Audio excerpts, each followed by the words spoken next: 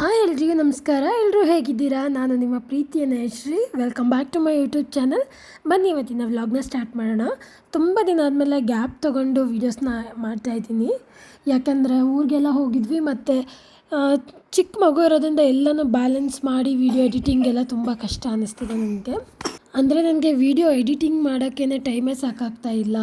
ಮಕ್ಕಳು ರಾತ್ರಿ ಮಲಗೋದು ಲೇಟ್ ಮಾಡ್ತಾರೆ ಮತ್ತು ಅವ್ರು ಮಲಗಿದ ಮೇಲೆ ನಾನು ಮತ್ತು ಕೆಲಸಗಳನ್ನ ಮುಗಿಸ್ಕೊಂಡು ಎಡಿಟಿಂಗ್ ಮಾಡಾಗ ಲೇಟಾಗಿ ಹೋಗ್ಬಿಡುತ್ತೆ ಮತ್ತು ಮಾರ್ನಿಂಗ್ ಬೇಗ ಹೇಳ್ಬೇಕಾಗಿರೋದ್ರಿಂದ ನನಗೆ ಒಂದು ಸ್ವಲ್ಪ ಟೈಮೂ ಆಗ್ತಾಯಿಲ್ಲ ಮತ್ತು ಸ್ವಲ್ಪ ಕಣ್ಣು ಬೇರೆ ನೋವು ಬರ್ತಾಯಿತ್ತು. ಅದಕ್ಕೆ ಸ್ವಲ್ಪ ದಿನ ಗ್ಯಾಪ್ ತಗೊಂಡೆ. ನಾವು ಇವತ್ತು ಹೊರಟಿರೋದು ಊರಿಗೆ. ಅಜ್ಜಿನೂ ಬಂದಿದ್ರಲ್ವ, ಅವ್ರನ್ನ ಹಾಗೆ ಊರಿಗೆ ಬಿಟ್ಬಿಟ್ಟು ನಾವು ಹೋಗೋಣ ಅಂತ. ಅಂದರೆ ಗೌರಿ ಗಣೇಶ ಹಬ್ಬ ಬಂತಲ್ವ, ಚಾರ್ವಿಗೂ ಕೂಡ ರಜೆ ಇತ್ತು. 1 ವೀಕ್ ಪ್ಲ್ಯಾನ್ ಮಾಡಿಕೊಂಡು ನಾವು ಊರಿಗೆ ಹೊರಟ್ವಿ. ಮಾರ್ನಿಂಗ್ 4:30 ಅಷ್ಟೊತ್ತಿಗೆ ಹೊರಡಬೇಕು ಅಂತ ಅಂದ್ಕೊಂಡು ನಾನು ಬೆಳಗ್ಗೆ ಬೇಗನೆ ಎದ್ದಿದ್ದೆ. ಚಂದನ ಏಳಿಸಿ ಸಾಕಾಯಿತು. ಅವರಿನ್ನೂ ಒಂದು 10 ಮಿನಿಟ್ಸ್ ಅಂತ ಅಂದ್ಕೊಂಡು 5:45 ಮಾಡಿಬಿಟ್ರು. ನಾವು ಹೊರಡೋ ಅಷ್ಟೊತ್ತಿಗೆ ಲೇಟೇ ಆಗೋಯಿತು. ಹತ್ತತ್ರ 7 ಗಂಟೆನೇ ಆಗೋಯಿತು ನಾವು ಹೊರಡೋ ಅಷ್ಟೊತ್ತಿಗೆ. ಚಾರ್ವಿ ಅಜ್ಜಿ ಜೊತೆ ನಾನು ಮುಂದೆನೇ ಕೂತ್ಕೋತೀನಿ ಅಂತ ಹೇಳಿದ್ಲು. ಹಿಂದೆ ಈ ಥರ ಒಂದು ಬೆಡ್ ಥರ ಮಾಡ್ಕೊಂಡಿದ್ವಿ, ಮಕ್ಳನ್ನ ಮಲಗಿಸ್ಕೊಂಡು ಹೋಗೋಣ ಅಂದರೆ ತೊಡೆ ಮೇಲೆಲ್ಲ ಮಲಗಿಸ್ಕೊಂಡ್ರೆ ಅವ್ರಿಗೂ ಮೈ ನೋವಲ್ವ ಅಂತ ಹೇಳಿಬಿಟ್ಟು ಈ ಥರ ಬ್ಲ್ಯಾಂಕೆಟ್ಸ್ ಎಲ್ಲ ಹಾಕ್ಕೊಬಿಟ್ಟು ಬೇಬಿನ ಅಲ್ಲಿ ಮಲಗಿಸ್ಕೊಂಡ್ವಿ. ಅವಳೇನು ಜಾಸ್ತಿ ಹೊತ್ತು ಮಲಗಲೇ ಇಲ್ಲ, ತೊಡೆ ಮೇಲೆ ಮಲ್ಕೊಂಡ್ಳು.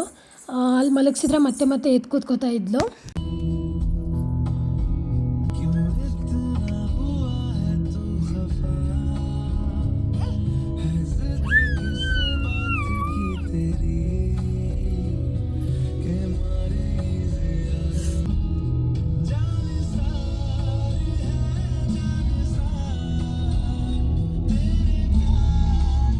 ಸ್ಯಾಟರ್ಡೇ ಆಗಿರೋದ್ರಿಂದ ನಾನು ಅಂದ್ಕೊಂಡೆ ಸ್ವಲ್ಪ ಟ್ರಾಫಿಕ್ ಎಲ್ಲ ಇರ್ಬೋದು ಅಂತ. ಬಟ್ ಟ್ರಾಫಿಕ್ ಏನು ಸಿಗಲಿಲ್ಲ ನಮಗೆ, ಅಂಥ ವೆಹಿಕಲ್ಸು ಏನಿರಲಿಲ್ಲ. ಹಾಗೆಯೇ ತುಂಬ ಹೊಟ್ಟೆನೂ ಹಸಿವಾಗ್ತಾಯಿತ್ತು. 8:30 ಆಗ್ತಾ ಬಂದಿತ್ತು. ಹಾಗಾಗಿ ನಾವು ಯಾವಾಗಲೂ ಹೋಗುವಾಗ ಆನ್ ದ ವೇ ಇಲ್ಲೇ ಬ್ರೇಕ್ಫಾಸ್ಟ್ ಎಲ್ಲ ಮಾಡೋದು. ಹಾಗಾಗಿ ಇಲ್ಲೇ ನಿಲ್ಲಿಸಿದ್ವಿ. ಮಕ್ಕಳಿಗೂ ಸ್ವಲ್ಪ ವಾಶ್ರೂಮ್ಗೆಲ್ಲ ಹೋಗೋದಾದರೆ ಈಸಿ ಆಗುತ್ತೆ ಅಂತ. ವಾಶ್ರೂಮ್ಸ್ ಕೂಡ ನೀಟಾಗಿರುತ್ತೆ, ಹಾಗಾಗಿ ಚೆನ್ನಾಗಿ ಅನಿಸುತ್ತೆ ಇಲ್ಲಿ ನನಗೆ.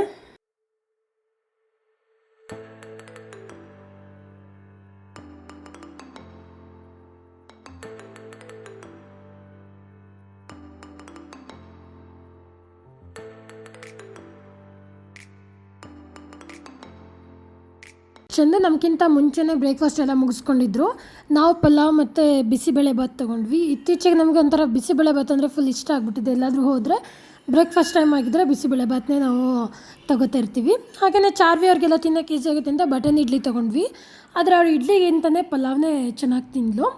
ನೆಕ್ಸ್ಟು ನಾವು ಹೊರಟ್ವಿ. ನಾವು ಬ್ರೇಕ್ಫಾಸ್ಟ್ ಎಲ್ಲ ಮುಗಿಸ್ಕೊಂಡು ಹೊರಡ್ತಾ ಹಾಗೆಯೇ ಊರಿಂದ ಫಿಶ್ ಏನಾದರೂ ಇದ್ದರೆ ತೊಗೊಬನ್ನಿ ಅಂತ ಹೇಳಿದ್ರು. ಯಡಿಯೂರ ಹತ್ರನೇ ಒಂದು ಫಿಶ್ ಮಾರ್ಕೆಟ್ ಇದೆ. ನಾವು ಮಾರ್ನಿಂಗೇ ಹೊರಟಿದ್ರಿಂದ ಅಲ್ಲಿ ಚೆನ್ನಾಗಿ ಫಿಶ್ ಸಿಗುತ್ತೆ ಬೆಳಗ್ಗೆನೇ ಅಂತ ಹೇಳಿಬಿಟ್ಟು ಮನೆಗೆ ಫೋನ್ ಮಾಡಿ ಕೇಳಿದ್ವಿ ಫಿಶ್ ಏನಾದರೂ ಬೇಕಿತ್ತಾ ಅಂತ ಹೇಳಿ. ಓಕೆ, ನೋಡಿಬಿಟ್ಟು ಚೆನ್ನಾಗಿರೋದಿದ್ರೆ ತನ್ನಿ ಅಂತ ಹೇಳಿದ್ರು.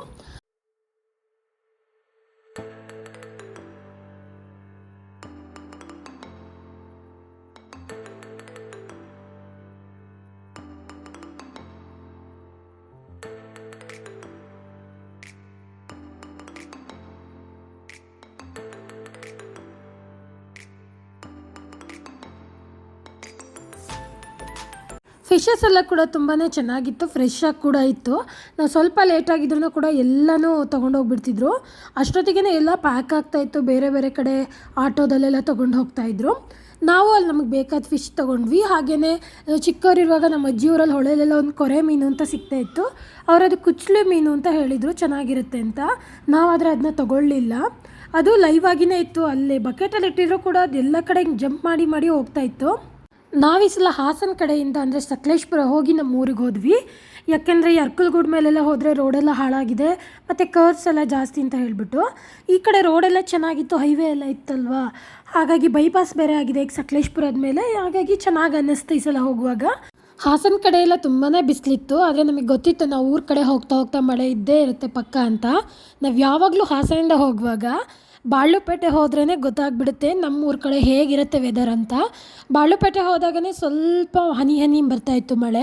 ಈ ಸಲ ಅಮ್ಮವರು ಕೂಡ ಹೇಳಿದ್ರು ಸ್ವಲ್ಪ ಮಳೆ ಕಡಿಮೆ ಆಗಿದೆ, ಸ್ವಲ್ಪ ಬಿಸಿಲಿದೆ ಊರಲ್ಲಿ ಅಂತ. ನಮಗೂ ಖುಷಿ ಆಯಿತು, ಯಾಕೆಂದರೆ ಹಬ್ಬಕ್ಕೆಲ್ಲ ಹೋಗಿರುವಾಗ ಮಕ್ಕಳಿಗೆಲ್ಲ ಮಳೆ ಇದ್ದರೆ ಆಟ ಆಡೋಕ್ಕಾಗಲ್ಲ. ಸ್ವಲ್ಪ ಬಿಸಿಲಿದ್ರೆ ಹಬ್ಬನೂ ಚೆನ್ನಾಗಿ ಮಾಡ್ಬೋದು ಅಂತ ಹೇಳಿ ಖುಷಿಯಾಗಿತ್ತು. ಆದರೆ ಊರ ಕಡೆ ಹೋಗ್ತಾ ನೋಡಿ ಮಳೆ ಸ್ಟಾರ್ಟ್ ಆಗಿತ್ತು.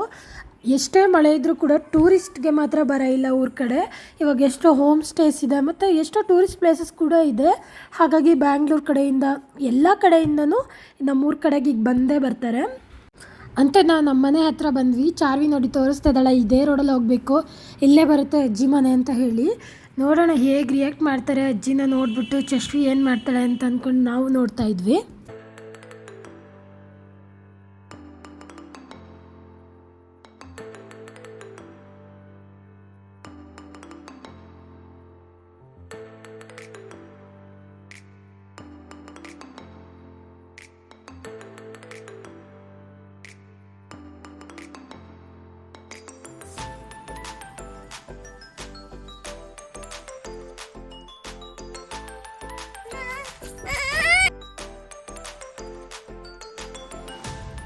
ಚಾರ್ವಿ ಅಂತೂ ಬಂದ ತಕ್ಷಣ ಡೋರ್ನ ನಾಕ್ ಮಾಡಿಬಿಟ್ಟು ವಿಂಡೋ ಹತ್ರ ನೋಡೋಕ್ಕೆ ಸ್ಟಾರ್ಟ್ ಮಾಡಿದ್ಲು ಅಜ್ಜಿ ಇದ್ದಾರ ಅಂತ. ಅಮ್ಮ ಬಂದಿದ್ದು ನೋಡಿ ಮತ್ತೆ ನಮ್ಮ ಹತ್ರ ಓಡಿ ಬರ್ತಾ ಇದ್ದಾಳೆ. ಒಂದು ಬರ್ತನೇ ಪ್ಲ್ಯಾನ್ ಇದ್ದಿದ್ದು ಫಸ್ಟು ಅಜ್ಜಿ ಮನೆಗೆ ಹೋಗಿ ಅಜ್ಜಿನ ಬಿಟ್ಟು ಅಲ್ಲೇ ಊಟ ಮಾಡಿಕೊಂಡು ಆಮೇಲೆ ಮನೆಗೆ ಹೋಗೋದು ಅಂತ. ಆದರೆ ಪ್ಲ್ಯಾನ್ ಚೇಂಜ್ ಆಯಿತು. ಮಧ್ಯಾಹ್ನ ಊಟ ಟೈಮ್ ಆಗಿತ್ತು, ನಾವು ಹೋಗಲ್ಲ, ಅಡುಗೆ ಮಾಡೋಕ್ಕಂತೂ ಆಗಲ್ಲ. ಅದಕ್ಕೆ ಮನೆಗೆ ಹೋಗಿ ಊಟ ಮಾಡೋಣ ಅಂತ ಹೇಳ್ಬಿಟ್ಟು ನಾವು ಫಸ್ಟು ನಮ್ಮ ಮನೆಗೆ ಹೋದ್ವಿ. ಅಮ್ಮನೂ ಕೂಡ ಕಾಯ್ತಾಯಿದ್ರು, ಅಪ್ಪ ಅಂಗಡಿಗೆ ಹೋಗಿರ್ತಾರೆ. ಚಶ್ವಿನೂ ಹೀಗೆ ವಾಕ್ ಮಾಡೋದು, ಅಕ್ಕನ ಸ್ಲಿಪ್ಪರ್ ಇದ್ದರೆ ಹಾಕ್ಕೊಳ್ಳೋದು, ಆ ಥರ ಮಾಡ್ತಾಯಿದ್ಲು. ಅಮ್ಮ ಸ್ವಲ್ಪ ಅವ್ರಿಗೆ ಆರತಿ ಮಾಡ್ತೀನಿ ಮಕ್ಕಳಿಗೆ ಅಂತ ಹೇಳ್ಬಿಟ್ಟು ಆರತಿ ತರಕ್ಕೆ ಹೋಗಿದ್ರು. ಹಂಗಾಗಿ ನಾವು ಹೊರಗಡೆನೇ ವೆಯ್ಟ್ ಮಾಡ್ತಾಯಿದ್ವಿ.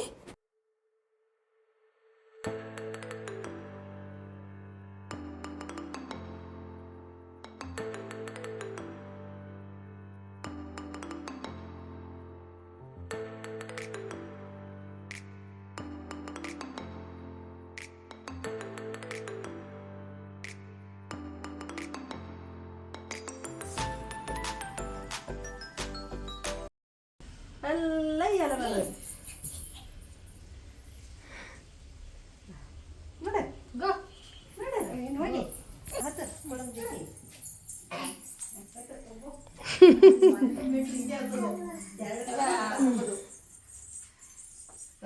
ಜಟ್ಟಿ ಏನು ನೋಡ್ತಿದ್ಯಾ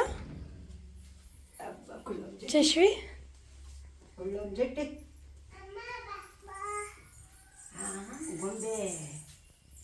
ಗೊಂಬೆ ಬೇಕಾ? ಒಳಗೆ ಬಂದು ನೋಡಿದ್ರೆ ನಮ್ಮ ವಾಷಿಂಗ್ ಮಿಷಿನ್ಗೆ ಈ ಥರ ಗತಿ ಬಂದುಬಿಟ್ಟಿತ್ತು.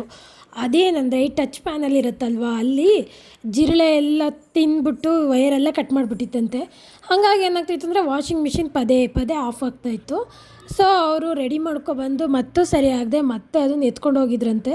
ಅಲ್ಲಿಂದ ರೆಡಿ ಮಾಡ್ಕೊಂಡು ಬರ್ತೀವಿ ಅಂತ. ಹಾಗಾಗಿ ವಾಷಿಂಗ್ ಮಿಷಿನ್ ರಿಪೇರ್ ಆಗಿತ್ತು.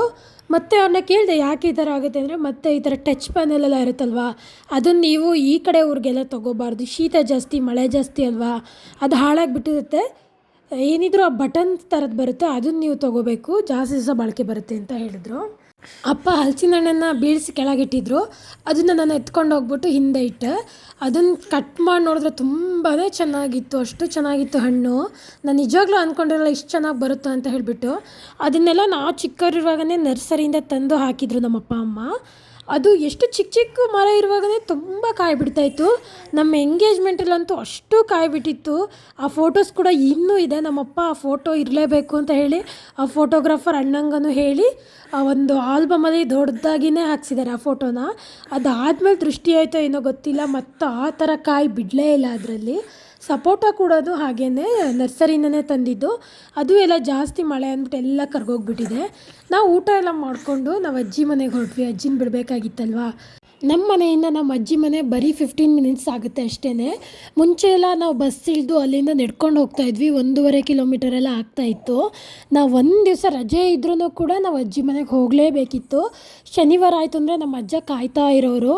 ನಾವು ಬಸ್ಸಲ್ಲಿ ಹೋಗಿ ಅಲ್ಲಿ ಇಳ್ಕೊತಾ ಇದ್ವಿ. ನಮ್ಮ ಅಜ್ಜ ಅಷ್ಟೊತ್ತಿಗೆ ಬಂದು ವೆಯ್ಟ್ ಮಾಡ್ತಾಯಿದ್ರು ನಮ್ಮನ್ನು ಕರ್ಕೊಂಡು ಹೋಗೋಕ್ಕೆ. ನಾವು ತುಂಬ ಚಿಕ್ಕವರಾಗಿರುವಾಗಿನ ದಿನಗಳು ಎಷ್ಟು ಚೆನ್ನಾಗಿತ್ತು ಅಂದರೆ ನಿಜವಾಗ್ಲೂ ಮರೆಯೋಕ್ಕೆ ಆಗಲ್ಲ. ನಮ್ಮ ಅಜ್ಜನ ಅಷ್ಟೇ ನಾನು ತುಂಬ ಮಿಸ್ ಮಾಡ್ಕೋತೀನಿ. ಇವತ್ತು ಅವರಿಲ್ಲ, ಆದರೆ ಅವ್ರು ಕೊಟ್ಟಿರೋ ಪ್ರೀತಿ, ಅವ್ರು ತೋರಿಸಿರೋ ನಮಗೆ ಕಾಳಜಿ ಮಮತೆಗಳು ಇವತ್ತು ಕೂಡ ಹಾಗೆ ನಮ್ಮ ಮನಸ್ಸಲ್ಲಿದೆ, ಯಾವತ್ತೂ ಕೂಡ ಹಾಗೇ ಇರುತ್ತೆ. ನನ್ನ ಮದುವೆಗಿಂತ ಮುಂಚೆನೇ ಅವ್ರು ತೀರ್ಕೊಬಿಟ್ರು. ಇವತ್ತಿದ್ದಿದ್ರೆ ಅವರು ಚಂದನೂ ನೋಡಿಲ್ಲ ಮತ್ತು ಮಕ್ಕಳನ್ನೂ ನೋಡಿಲ್ಲ, ನನ್ನ ಮದುವೆನೂ ಕೂಡ ನೋಡಲಿಲ್ಲ. ಇವತ್ತು ಅವ್ರು ಇದ್ದಿದ್ರೆ ಚಂದುನ ನೋಡಿ ಎಷ್ಟು ಖುಷಿ ಪಡ್ತಿದ್ರೋ ಏನೋ ನನ್ನ ಮೊಮ್ಮಗ ಅಂತ ಹೇಳ್ಬಿಟ್ಟು. ಚಂದನು ಕೂಡ ಅವರಿಬ್ಬರು ಅಜ್ಜಂದಿರನ್ನು ಕೂಡ ನೋಡಿರಲಿಲ್ಲ. ನಾವು ನಮ್ಮ ಅಪ್ಪನ ನೋಡೇ ಇಲ್ಲ. ನಮ್ಮ ಅಪ್ಪನೇ ಚಿಕ್ಕವರಿರುವಾಗ ಅವ್ರು ತೀರ್ಕೊಂಡಿದ್ದಂತೆ.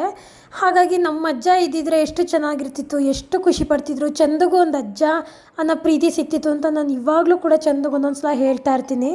ಮುಂಚೆ ಎಲ್ಲ ನಮಗೆ ರಜೆ ಅಂದರೆ ಅಜ್ಜಿ ಮನೆ ಎಷ್ಟು ಖುಷಿ ಆಗ್ತಾ ಇತ್ತು ಅಂದರೆ ನಮ್ಗೆ ಒಂದಿನ ರಜೆ ಇದ್ದರೂ ನಾವು ಹೋಗಲೇಬೇಕಾಗಿತ್ತು ಅಜ್ಜಿ ಮನೆಗೆ.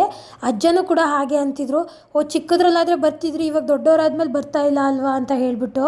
ನಾವು ಅಲ್ಲಿ ಹೋದರೆ ನಮ್ಗೆ ಏನೇನು ಹಣ್ಣೆಲ್ಲ ತಂದು ಕೊಡ್ತಾಯಿದ್ರು ಅಂದರೆ ತೋಟದ ಹತ್ರ ಎಲ್ಲ ಸಿಗೋವಂಥ ಹಣ್ಣುಗಳು. ನಿಜವಾಗ್ಲೂ ನಮ್ಮ ಲೈಫ್ ಟೈಮಲ್ಲಿ ನಾವು ಕಳೆದಿರೋ ಚೈಲ್ಡ್ಹುಡ್ ಮೆಮೊರೀಸ್ ಎಲ್ಲ ನಮ್ಮ ಅಜ್ಜಿ ಮನೇಲೇ ಇದೆ. ಅಜ್ಜಿ ಊರಿಗೆ ಯಾವುದೇ ರೀತಿ ಬಸ್ ಫೆಸಿಲಿಟೀಸ್ ಇಲ್ಲ, ಮುಂಚೆನೂ ಇರಲಿಲ್ಲ, ಇವಾಗನೂ ಕೂಡ ಇಲ್ಲ. ಅವಾಗೆಲ್ಲ ಹೇಗೆಂದರೆ ಎಲ್ಲರೂ ನಡ್ಕೊಂಡೇ ಹೋಗ್ತಾಯಿದ್ರು. ನಾವು ನಡ್ಕೊಂಡು ಹೋಗುವಾಗ ಯಾರಾದರೂ ಆ ಕಡೆಯಿಂದ ಕೂಡ ಸಿಗ್ತಾಯಿದ್ರು.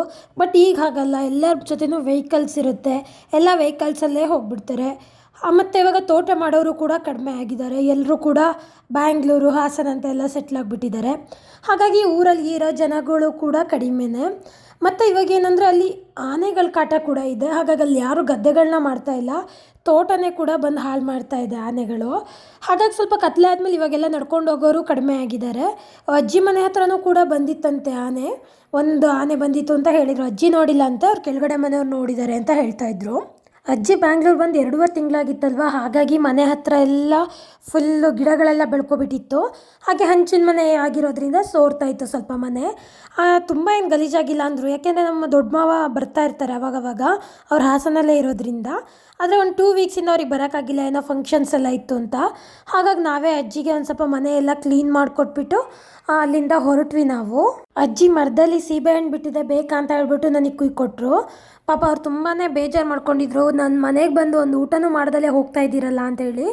ಬರೀ ಕಾಫಿ ಕುಡಿದ್ವಿ, ಯಾಕೆಂದರೆ ನಾವು ಬಂದಿರೋದೇ ಬ್ಯಾಂಗ್ಳೂರಿಂದ, ಇನ್ನೂ ಆ ಮನೆ ಕ್ಲೀನ್ ಮಾಡಿ ಅಡುಗೆ ಮಾಡೋದೆಲ್ಲ ಲೇಟ್ ಆಗ್ತಿತ್ತು. ಹಾಗಾಗಿ ನಾವು ಮನೆಯಿಂದನೇ ಊಟ ಮಾಡ್ಕೊಂಡು ಬಂದಿದ್ವಲ್ವಾ. ಅಜ್ಜಿ ಯಾವಾಗ್ಲೂ ಹಾಗೇ, ಯಾರನ್ನೂ ಕೂಡ ಹಾಗೆ ಬರೀ ಕೈಯಲ್ಲಿ ಕಳಿಸಲ್ಲ, ನಾನು ಹೀಗೆ ನಿಮ್ಮನ್ನು ಊಟ ಕೊಡ್ದಲೇ ಕಳಿಸ್ತಿದ್ದೀನಲ್ಲ ಅಂತ ಪಾಪ ತುಂಬಾ ಬೇಜಾರು ಮಾಡಿಕೊಂಡ್ರು. ನಮಗೂ ಅಜ್ಜಿನ ಬಿಟ್ಟು ಹೋಗೋಕೆ ತುಂಬ ಬೇಜಾರಾಗ್ತಿತ್ತು, ಯಾಕೆಂದರೆ ಇವಾಗ ಅಲ್ಲಿ ಒಬ್ಬರೇ ಇರಬೇಕಾಗಿತ್ತು. ಅವರು ಪಾಪ ನಮಗೆ ಕಳಿಸುವಾಗ ಕಣ್ಣಲ್ಲೆಲ್ಲ ನೀರು ಬರ್ತಾಯಿತ್ತು, ಹೋಗಿ ಬನ್ನಿ ಅಂತ ಹೇಳ್ತಾಯಿದ್ರು. ಅಜ್ಜಿ ಬಾಯ್.